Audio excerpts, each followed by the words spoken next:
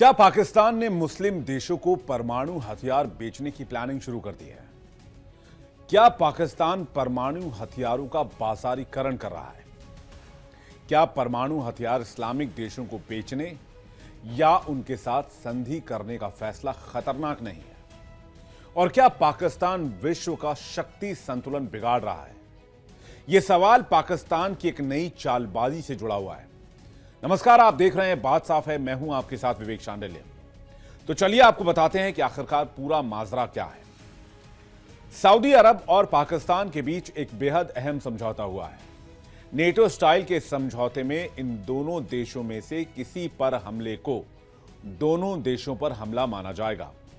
इस डील को पाकिस्तान के लिए काफी बड़ी कामयाबी के तौर पर देखा जा रहा है। ऐसे में सवाल भी पूछा जा रहा है कि आखिर पाकिस्तान ने कैसे सऊदी अरब को तैयार कर लिया, जो कि एक अमीर मुल्क है और अरब दुनिया का लीडर माना जाता है। एक्सपर्ट इसके पीछे इस्लामाबाद के दो कार्ड मानते हैं, जिनका इस्तेमाल वो लगातार करता रहा है। पाकिस्तान दुनिया, खासतौर से इस्लामी वर्ल्ड को दो बातें याद दिलाता है। पहली, उसके पास परमाणु हथियार का होना, और दूसरी, उसकी इस्लामी पहचान। असीम मुनीर ने पाक सेना प्रमुख बनने के बाद से इन दोनों पहचान पर खास जोर दिया है। मुनीर ने पाक सेना और खुद को इस्लामी हितों के रक्षक के तौर पर पेश किया है। इसी कड़ी में उन्होंने इस्लामिक नाटो पर जोर देकर मुसलमानों के वैश्विक समुदाय का नेता बनने की कोशिश की। पाकिस्तान खुद को एकमात्र इस्लामी परमाणु शक्ति होने के नाते एक लीडर के तौर पर पेश करता है। साथ ही खुद को एक औपचारिक अरब इस्लामी समूह का अनिवार्य सदस्य बताकर खाड़ी देशों से सहायता भी हासिल करता है। हाल ही में दोहा शिखर सम्मेलन में पाकिस्तानी प्रधानमंत्री शहबाज शरीफ ने अरब टास्क फोर्स पर जोर दिया था। इसके बाद अब पाकिस्तान के सऊदी से समझौते की बात सामने आई है और इस समझौते के तहत पाकिस्तान सऊदी को परमाणु हथियार कवर भी प्रदान करेगा। पाकिस्तानी रक्षा मंत्री ख्वाजा आसिफ के मुस्लिम देशों की एकजुटता पर जोर देते हुए इस्लामिक नेटो पर जोर डाला है। उन्होंने ख्वाजा आसिफ ने साझा चुनौतियों को पहचानने की बात कही है। इजराइल का नाम लेने के साथ ही आसिफ ने भारत की तरफ इशारा भी किया है।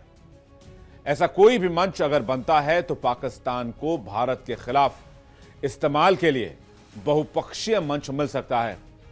लेकिन चिंता महज इस बात की नहीं है। दिलचस्प बात तो यह भी है कि कभी सऊदी अरब ने ही पाकिस्तान को परमाणु शक्ति संपन्न बनने के लिए फंडिंग की थी। कैसे, आइए आपको यह भी बताते हैं। आज से 12 साल पहले 2013 की एक मीडिया रिपोर्ट में दावा किया गया था कि सऊदी अरब ने पाकिस्तान की परमाणु हथियार योजनाओं में निवेश किया है। सूत्रों के हवाले से बताया गया था कि सऊदी अरब पाकिस्तान के परमाणु बम पर पूरा अधिकार समझता है और उसका यह मानना है कि वो अपनी इच्छा पर परमाणु बम पाकिस्तान से कभी भी हासिल कर सकता है।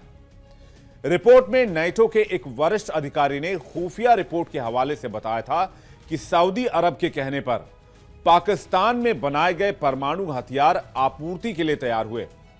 साल 2013 में ही इजरायली सैन्य खुफिया विभाग के प्रमुख आमोस यादलिन ने स्वीडन में एक सम्मेलन में कहा था कि अगर ईरान को बम मिल जाता है तो सऊदी अरब 1 महीने भी इंतजार नहीं करेगा।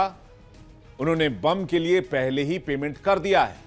वो पाकिस्तान जाएंगे और उनको जो भी परमाणु बम चाहिए वो ले आएंगे। सऊदी अरब ने पाकिस्तान के रक्षा क्षेत्र के लिए खुले हाथ से पैसा लुटाया। पश्चिमी विशेषज्ञों का आरोप है कि सऊदी ने पाकिस्तान के मिसाइल और परमाणु प्रयोगशालाओं के लिए भी पैसा दिया है। पाकिस्तान का परमाणु कार्यक्रम दूसरे देशों से हासिल की गई तकनीक से विकसित हुआ है। इसके लिए भारी भरकम राशि सऊदी अरब ने मुहैया कराई। 1999 और 2002 में तत्कालीन सऊदी रक्षा मंत्री प्रिंस सुल्तान बिन अब्दुल अजीज अल सऊद ने पाकिस्तानी परमाणु अनुसंधान केंद्र का दौरा भी किया था। यही नहीं, पाकिस्तान के परमाणु बम हासिल करने में चीन ने भी उसकी खूब मदद की। चीन ने इस्लामाबाद को मिसाइलें बेची और परमाणु हथियार का डिजाइन दिया। पश्चिमी खुफिया एजेंसियों ने पाकिस्तानी परमाणु वैज्ञानिक अब्दुल कदीर खान पर लीबिया और उत्तर कोरिया को परमाणु तकनीक और यूरेनियम संवर्धन सेंट्रीफ्यूज बेचने का आरोप लगाया था। ऐसा माना जाता है कि कदीर खान ने चीनी परमाणु हथियार का डिजाइन भी इन देशों को दिया था। यह ब्लूप्रिंट CSS-2 मिसाइल पर फिट होने के लिए डिजाइन किए गए एक उपकरण पर था। सऊदी अरब ने 1980 के दशक के अंत में गुप्त रूप से चीन से दर्जनों CCS-2 मिसाइलें खरीदी थीं। लेकिन इन सब का मकसद क्या है? क्या पाकिस्तान भारत को निशाने पर लेना चाहता है? जाहिर सी बात है, इसका जवाब हां में है। पाकिस्तान ने इजराइल का नाम लेकर आक्रामकता दिखाई है, लेकिन एक्सपर्ट्स का मानना है कि भले ही खुलकर यह न कहे पाकिस्तान, लेकिन पाकिस्तान के इस्लामिक नेटो के प्रयास के पीछे भारत को घेरने की मंशा है। ऑपरेशन सिंदूर के बाद वो भारत को एक बड़े खतरे की तरह देखता है। उसको चीन और तुर्की से मदद मिली है, लेकिन वो इसे और आगे बढ़ाना चाहता है। पाकिस्तान ने लगातार बयान दिए हैं और इस्लामी देशों के सैन्य संगठन को लीड करने का दम भरा है। अभी तक आप समझ गए होंगे, पाकिस्तान का परमाणु कार्यक्रम, पाकिस्तान की परमाणु डीलिंग और पाकिस्तान का परमाणु शक्ति होना, ये तीनों ही विश्व शांति के लिए बहुत बड़ा खतरा है।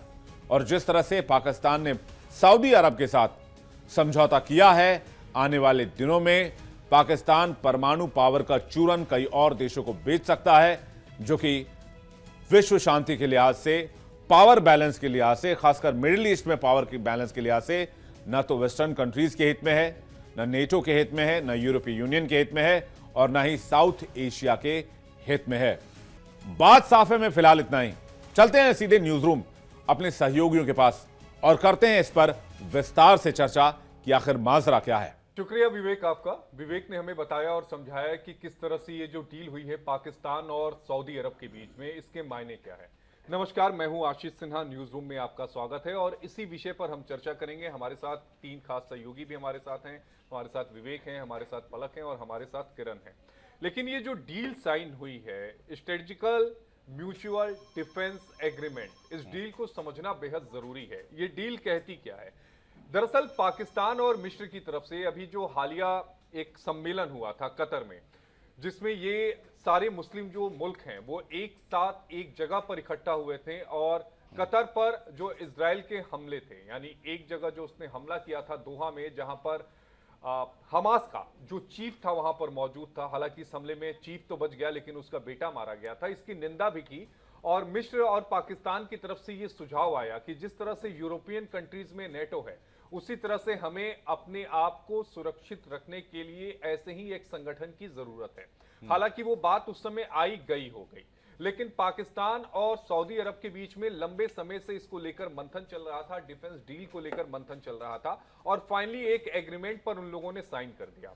इस एग्रीमेंट का मतलब यह है कि अगर पाकिस्तान पर कोई हमला होता है तो उसे सऊदी पर हमला माना जाएगा, सऊदी पर अगर हमला होता है तो उसे पाकिस्तान पर हमला माना जाएगा। अब इसके मायने क्या है, इसको समझना जरूरी है। दरअसल इजराइल और ईरान दोनों ही एक दूसरे के दुश्मन हैं, लेकिन अगर बात करें तो ये दोनों ही जो मुल्क है उनसे सऊदी अरबिया की नहीं पटती। अब इसमें सबसे अहम बात यह जाती है कि अगर इजराइल जो है वो अगर हमला करता है सऊदीया पर, तो वो पाकिस्तान जो है वो अपने ऊपर युद्ध मानेगा। यानी पाकिस्तान की टारगेट पर अभी तक जो इजराइल नहीं था या फिर इजराइल की टारगेट पर पाकिस्तान नहीं था, वो पाकिस्तान आ जाता है।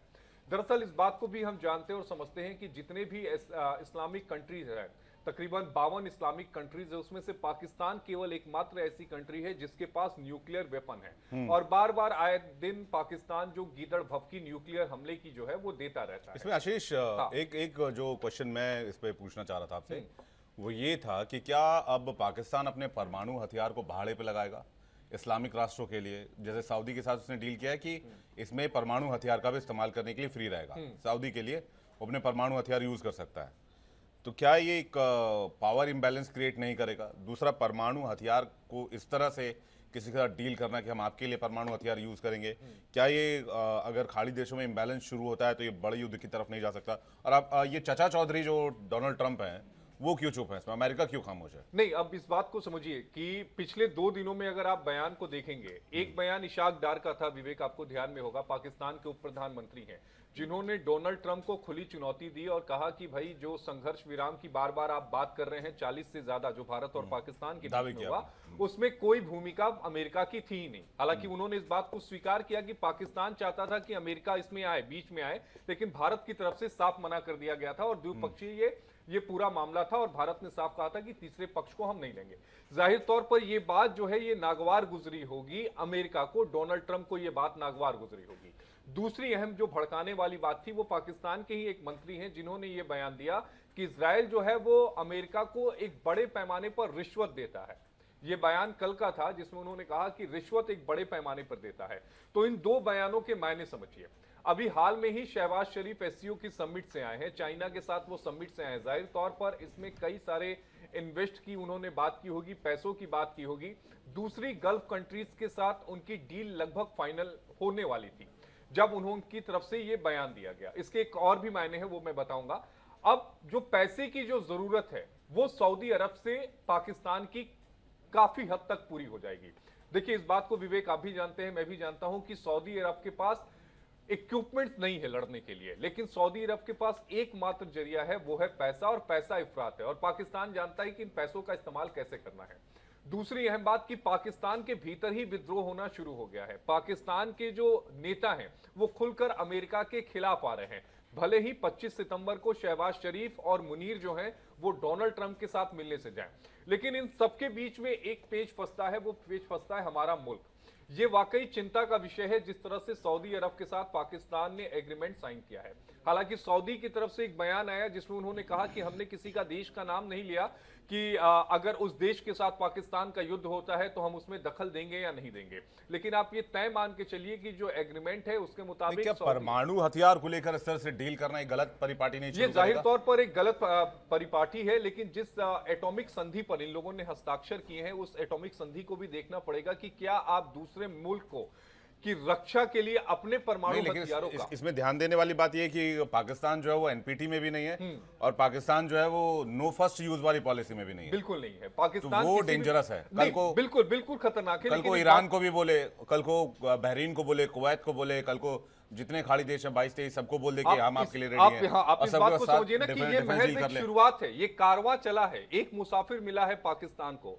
पाकिस्तान जिस खलीफा बनने की रेस में आगे चल रहा है एटॉमिक हथियार के दम पर, उसमें एक मुसाफिर उसे मिला है यहां पर सऊदी अरब के नाम से। आप ये तय मान के चलिए विवेक कि आने वाले कुछ महीनों में या कुछ सालों में ये कारवां बढ़ेगा। ये कारवां केवल सऊदी अरब और पाकिस्तान अमेरिका को दखल देना चाहिए, बिल्कुल दखल देना चाहिए, यूएन सिक्योरिटी काउंसिल को दखल देना चाहिए। अमेरिका इस समय शांत है। अमेरिका की भूमिका पर भी सवाल उठ रहा है कि आखिर अमेरिका जो है इस पूरे मसले पर आखिर शांत क्यों है। लेकिन मैं बार बार अपने मुल्क की बात इसलिए कर रहा हूं क्योंकि सऊदी अरब में हमने बहुत ज्यादा इन्वेस्ट किया है। सऊदी अरब के साथ हमारे संबंध बहुत अच्छे हैं, बहुत मजबूत संबंध हैं और सऊदी अरब में भारतीय बहुत ज्यादा काम करते हैं और सऊदी अरब के क्राउन प्रिंस का पाकिस्तान के साथ सीधे तौर पर खड़ा होना कहीं ना कहीं ये संबंधों को लेकर एक सवालिया निशान जो है वो देश के दर्शकों के मन में, देश की जनता के मन में, देश के नागरिकों के मन में सवाल उठाता है। हालांकि इसी को लेकर एमईए का जो एक बयान भी आया है, रणदीप जायसवाल ने एक ट्वीट, उन्होंने इस बात को कहा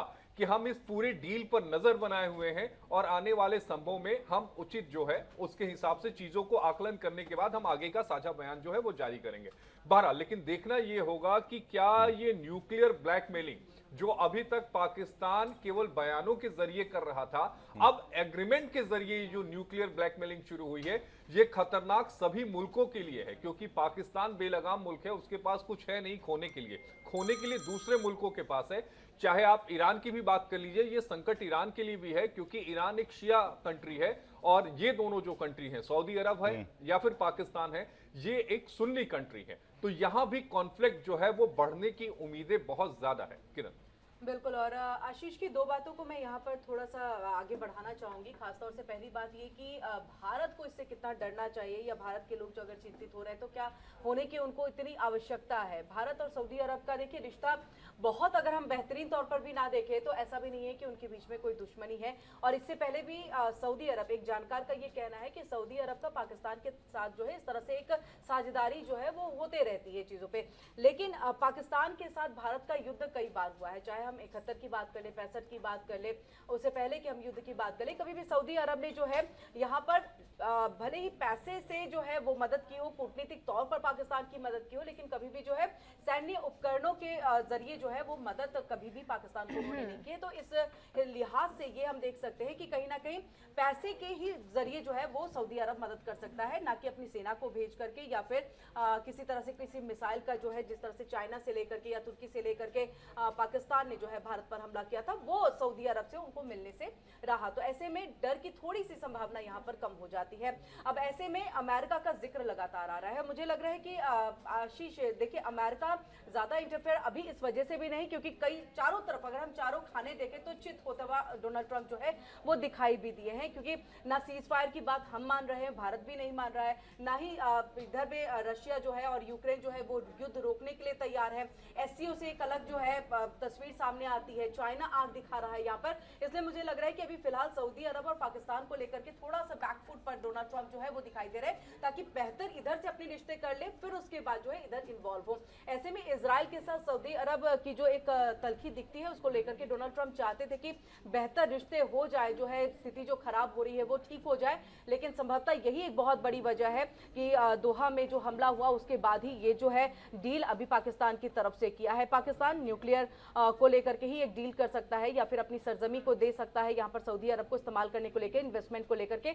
तो इसी लिहाज से जो है दोनों के बीच में डील है। लेकिन आने वाले दिन में मुझे लग रहा है भारत इस चीज को टैकल आराम से कर लेगा। पलक, देखिए अभी जो हम ये पूरी चीज़ समझ रहे हैं, एक बार सऊदी अरब की एंगल से समझने की कोशिश करते हैं। अगर हम डिफेंस पॉइंट ऑफ व्यू से देखें तो आजकल अगर हम हर कंट्री को देखें, अगर मैं अपनी कंट्री की भी बात करूं, पाकिस्तान की बात करूं, अमेरिका की बात करूं, चाइना की बात करूं, तो दो फ्रंट पर आप अपने आप को ट्रेड और डिफेंस लेवल पर सिक्योर कर रहे हैं। यानी कि आपके पास दो डोर्स जो है वो आप ओपन रख रहे हैं।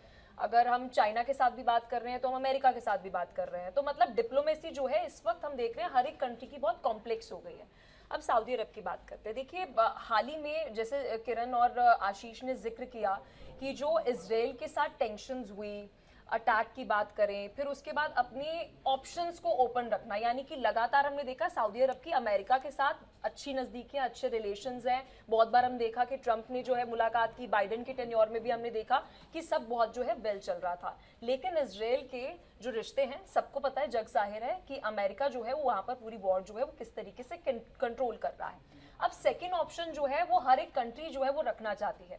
सऊदी अरब की अगर हम बात करें, ऑन रिकॉर्ड उन्होंने एक इंटरनेशनल एजेंसी रॉयटर्स को ये बात कही है ऑफिशियल ने कि भारत के साथ हमारे रिश्ते जो हैं वो मजबूत हैं। ये जो हमने डील की है कहीं से भी भारत के साथ हमारे रिश्तों को ये खराब नहीं करती। और उन्होंने स्पेसिफिकली ये भी बोला कि अगर पाकिस्तान और भारत के बीच में कोई भी युद्ध की स्थिति बनती है तो हम रीजनल पीस के लिए ही आगे जाएंगे, इस जंग में जो है हमारी इन्वॉल्वमेंट। लेकिन पलक एक सवाल उठता है, एक सवाल का जवाब दीजिएगा। हिंदी में कहावत है कि दुश्मन का दुश्मन दोस्त होता है, लेकिन दुश्मन का दोस्त भी दुश्मन होता है, फिर क्या कहा बट डिप्लोमेटिकली ऐसा कुछ नजर नहीं आ रहा और ना। दुश्मन का दोस्त हमारा भी दोस्त हो, फिर क्या होगा? शुरुआत ही जो है वो यही बात करी कि हर एक कंट्री अभी दो डोर्स ओपन रख रही है। चाहे हम भारत की बात करें, अमेरिका की बात करें, इजराइल की बात करें, तो हर एक कंट्री को हम देख रहे हैं कि वो अपने दो डोर्स, अब ईरान के साथ भी तो हम लोग अपने रिश्तों को बेहतर करने की देखिए ये कंसर्न या भारत, मेरा जो मानना है, मेरा थोड़ा सा डिफरेंट मानना है आप लोगों से। मेरा कंसर्न जो है यहाँ पर वो ये है कि ना मुझे भारत से कोई लेना देना है अभी इस टॉपिक पर, ना मुझे सऊदी से कोई लेना देना है।